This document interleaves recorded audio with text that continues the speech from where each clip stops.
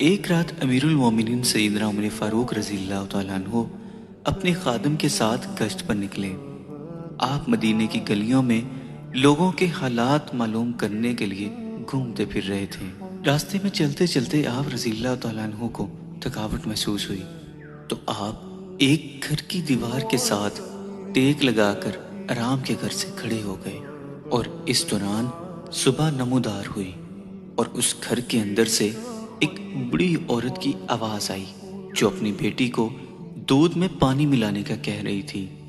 لیکن بیٹی اپنی ماں کے اس حکم کی تعمیل کرنے سے انکار کر رہی تھی اور کہہ رہی تھی کہ امیر المومنین نے دودھ میں پانی ملانے سے منع فرمایا ہے،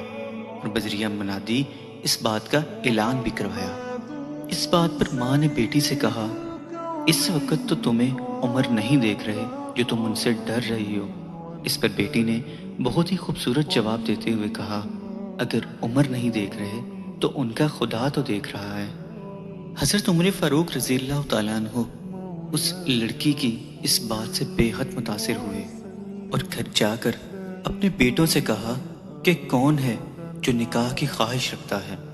دو بیٹوں نے تو انکار کیا، مگر تیسرے بیٹے نے کہا کہ ابا جان میں خواہش مند ہوں۔ پھر آپ امیر المومنین نے اس لڑکی کی شادی اپنے بیٹے سے کروا دی۔ امیر المومنین سیدنا عمر فاروق رضی اللہ تعالیٰ عنہ کی شان اقدس میں شاعر نے کیا خوب کہا ہے کہ محمد کے صحابی کا وہ شانہ یاد آتا ہے، بدل کے بھیس گلیوں میں وہ جانا یاد آتا ہے، اور نجف جب اس عہد کی مائیں آٹے کو ترستی ہیں، نجف اس عہد کی مائیں جب آٹے کو ترستی ہیں، عمر تیری خلافت کا وہ زمانہ یاد آتا ہے، عمر تیری خلافت کا وہ زمانہ یاد آتا ہے۔